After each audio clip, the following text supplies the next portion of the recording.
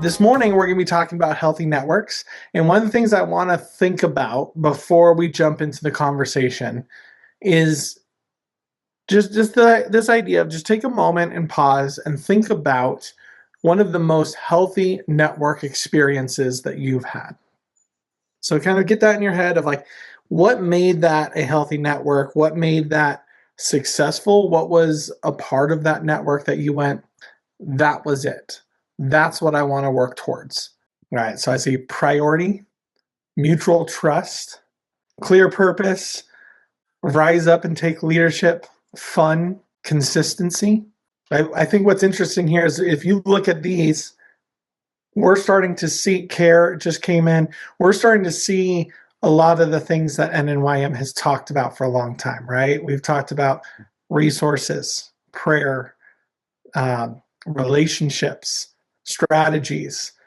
We might use different words, but it's all coming from that same concept, right? Of connecting is relationships, and care can be prayer. Sharpening is relationships or strategies a lot of times, or maybe it's resources. These are the kind of things that really are important for these networks. And it doesn't take much for us to point that out, right? Like when we see it working, it really is the basics that come back together for us. Before we jump in, I'm just going to pray over the experiences we have had that have been good, and then I'll hand it off to Kevin. We just pray that for each of us that have been a part of a healthy network and are still a part of one, that continues. I pray for each of us that as we lead networks and step into leading networks, that you continue to pour into us as we aim to create healthier spaces. That we can always get healthier and we can always move forward in this, because we just pray that you are present in guiding us in humility as we lead these networks in a way that brings care and support to leaders all across the country. We thank you for that and what you're doing through us and in these networks. And we pray this in your name. Amen. So I'll hand it off to Kevin as he leads our conversation today. Hey, thank you. And I'm just excited for who we have sharing today.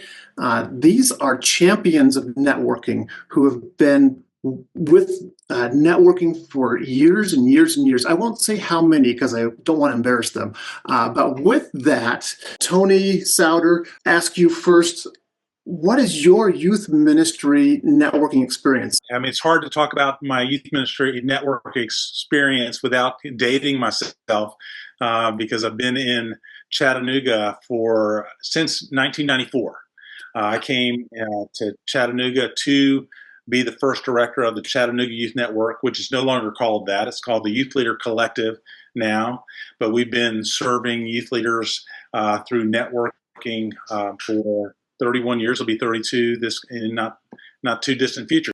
So I've had a little bit of time kind of walking with youth leaders over the years, and what has been a privilege to be able to see the different seasons of youth ministry and see the times of youth leaders at different spaces in their development and their growth as they are serving churches and ministries around the region, because we serve the Chattanooga metro region primarily, but there's a component that is broader than that.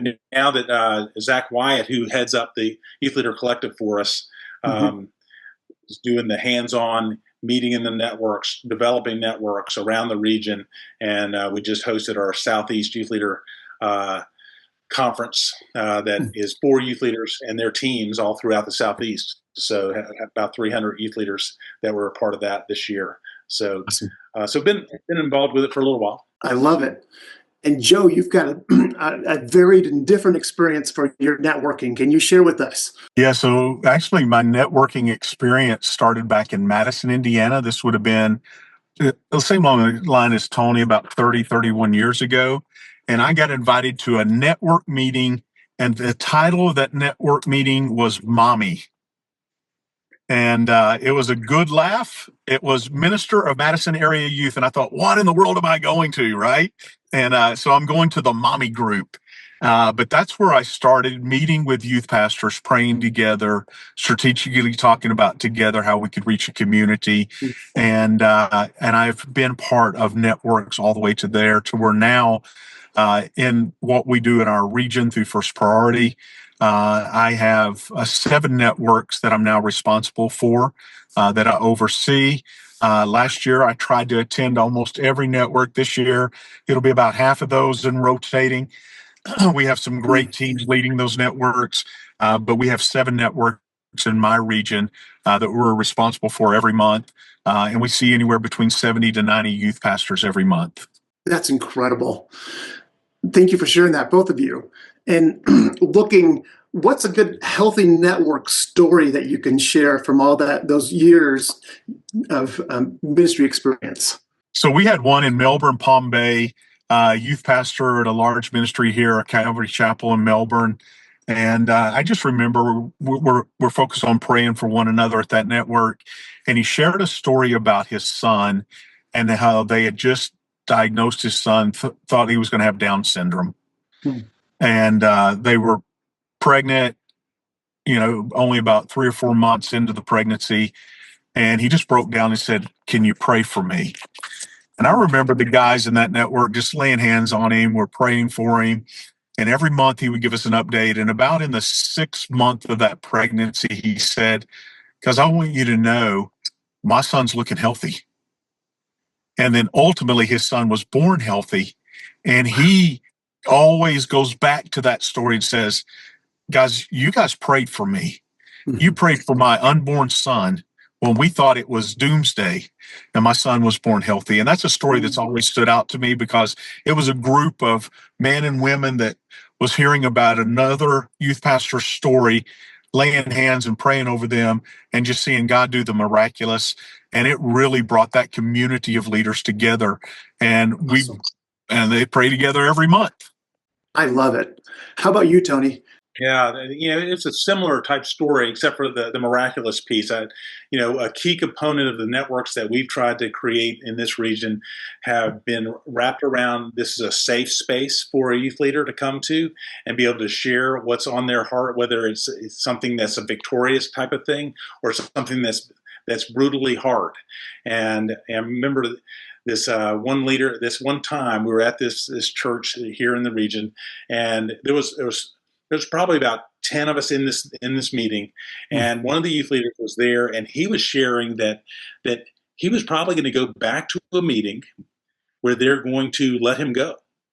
So we're talking about that, but then in the same meeting, you've got another guy over here that's just walked through very similar type things that he starts speaking into that leader's life.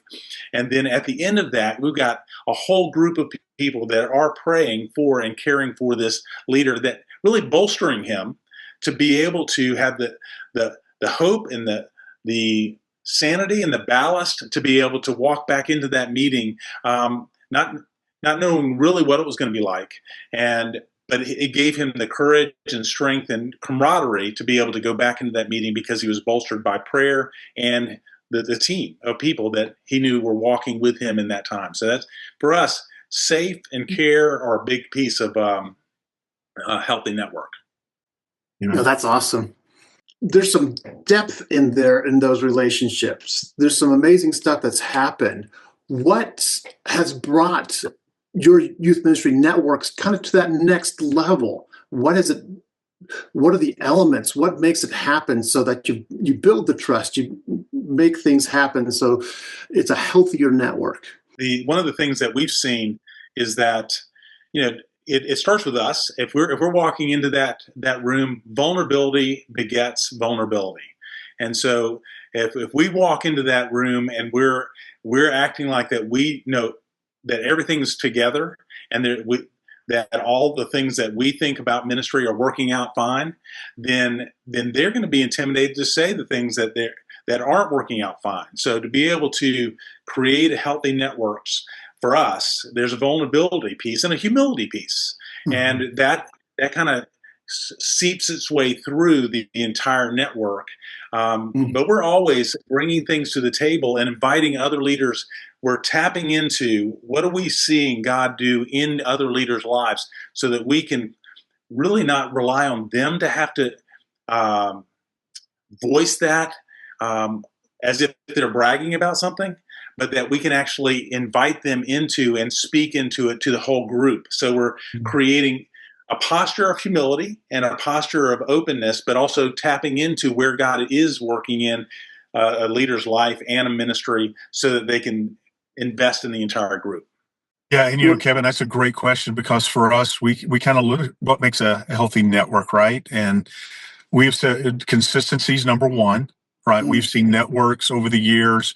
I remember when I first came onto the Space Coast, youth pastors would say, "Oh, we got together and we did it for a couple of months, but there was never any consistency." So those networks just kept breaking up. So we said, "Hey, look, 10 months out of the year, we're going to meet. We're going to be consistent." So we've been consistent, and consistency has kept healthy networks together. And then we have said this, we want to bring value to the table in conversations and not things that would take away from youth pastors. Youth pastors are already, many of them are already stretched to the max, right? And so you start bringing in conversations that we're trying to get more of their attention. And they're like, "Hey, I didn't really sign up for that." So we kind of stick to the script. In our scenario, a lot of our youth pastors are doing campus ministry.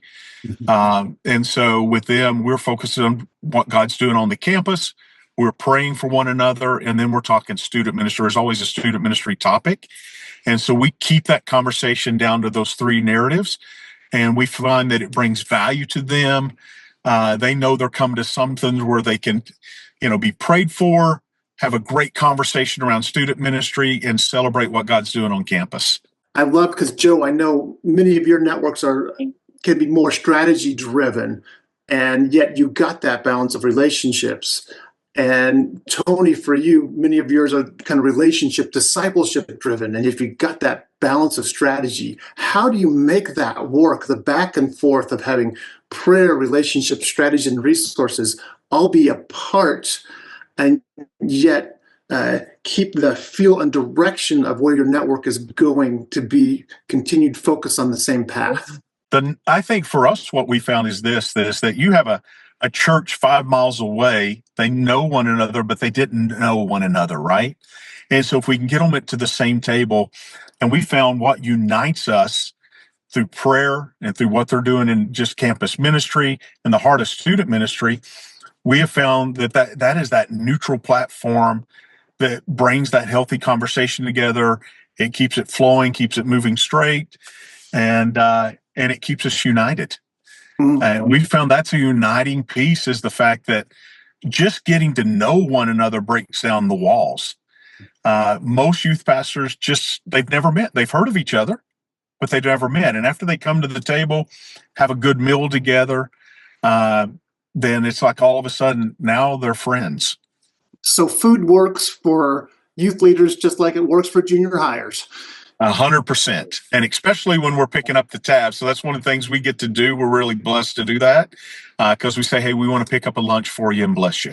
That's cool. How about you, Tony? Yeah, I think that the thing that helps us in the way that we focus in on that is we're going to start with how do we build trust between the people that are there, so that because people are willing to do things together, that when you trust someone, when you know somebody, you trust them and you like them. And so we're going to focus in on those type of relationships on the front end. And out of that, the heart for strategic ministry in our community and individually starts coming out. And so then that's when, because in that level of trust, those leaders start speaking into each other, but then they say, "Hey, what if we can do this together?" Whereas we're starting with the relational connection and investment in one another, and that moves to a missional component. One of the things that I love about what Joe's doing is that they know when they're coming together, there's a campus focus, and so that gives them focus from the very beginning. But both those avenues have a tendency to work really profoundly. Love it. I love it myself as well. And looking at it overall, What works against having healthy networks, and how do you overcome those obstacles? Usually works against healthy networks that we've experienced is when a leader has a whole different agenda. They're there for a whole different agenda. That they're maybe there because they want to promote their thing, and maybe they're not even committed to the group or the network, but they're just going to pop in and share their thing that they're wanting those guys and those leaders to be a part of. And so, one of the things that we have to play, a role we have to play as leading these networks is almost a gatekeeper and really protecting the space for the people that are committed to one another and advancing the purposes of the network. Whereas if somebody's just going to pop in, we say, "Hey, look, we'll be glad for you to come in, but we're not going to be, here just for a promotional opportunity." And sometimes that's hard to say because those people that want to come in and promote, they don't want to be negated, and they see the value of networking, but they're trying to tap into it in a way that's not healthy for the people that are committed long term. Absolutely. Yep. Yeah. Forgive me. Bob Dunn said, posted too many commercials. That could be a challenge. Yeah, no, I want to echo what Tony said because gatekeeper is really the word. Like you want it to be organic, you want it to flow. But in our situation, we have found that when we get off script at times, we let it just go long. It gets frustrating to some guys. Hey, some guys really are on schedule. Some youth pastors really focus on their calendar, right? They need to get back, so they want to keep it on. And then also, like Tony was saying, is we do bring in outside guests, but when those outside guests are trying to pull resources, and I have youth pastors oftentimes will say, "Hey, I just don't have the bandwidth to do that," and so we are the gatekeeper. We want to bring value to the table. We want to keep it in a certain paradigm. Ours is an hour and 15 minutes. We tell people anyone wants to stay after, we hang around. But we keep it there. We kind of keep it to the script. And we have found that when we're on task with those few areas, that it runs well and we never get any negative feedback. Yes, that is so awesome. And one of you before shared the idea of bring consistency plus faithfulness over time. And Yes. that's the recipe for success. Leaders want to have a sense. I'm going to tap it into what you're just saying, Kevin, on the consistency and faithfulness. They want to know that if they're going to show up, that the people that they know are going to be there, and that they're not walking into a room of strangers. And a lot of times it's guys like Joe that are out there beating the bushes and helping people to know that this network is a safe place to be involved in. And if Joe's not there and he didn't have somebody that those leaders know, then it feels a little awkward, and you're always trying to battle that awkwardness. So that consistency of people that they know and trust are there. And I would say to that, Kevin, that we have to be creative, right? Like we can't just say the same thing every month. You got to have a little creativity. Your topics have to be creative. We have one that's talking about games and TikTok brains. What does that even mean, right? And so take it instead of just this one little liner that we know from the past, but having creativity to the topics and making sure we're bringing value each month, because I've had a ton of youth leaders over time say, man, that topic really interested me. Maybe it was on mental illness, and I needed to be at the table for that topic. So making sure that we're inspiring them with creative topics that make them want to be there because they know they can better who they are. So again, it's bringing that value part to the table. I love it.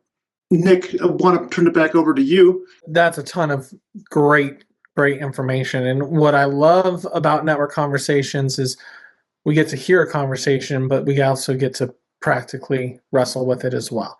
And today's one of those days that I think is so easy to go, okay, how do I apply this to my network? How do I take this and what's the piece we need? And so 3 questions for you. They are simple questions to wrestle through today. As a leader, what do you want to personally strengthen in order to be more effective in leading your network? Second question, what was shared today that you want to put into practice? And the third question, how do you maximize your strengths and minimize the weaknesses in your network? Feel free to pause the video here and think through these questions yourself, or with the group that you're viewing this with. Thanks for viewing this network conversation, brought to you by the National Network of Youth Ministries. We hope it helps you to set the table for unity and further conversations with other youth leaders. Any shared links are in the comment section on NNYM's YouTube channel. While you're there, feel free to like and subscribe. If you want to join our next conversation or training, you can find upcoming live events on our Eventbrite page. You can also connect to a local network leader at nnym.org. We're here because we are better together.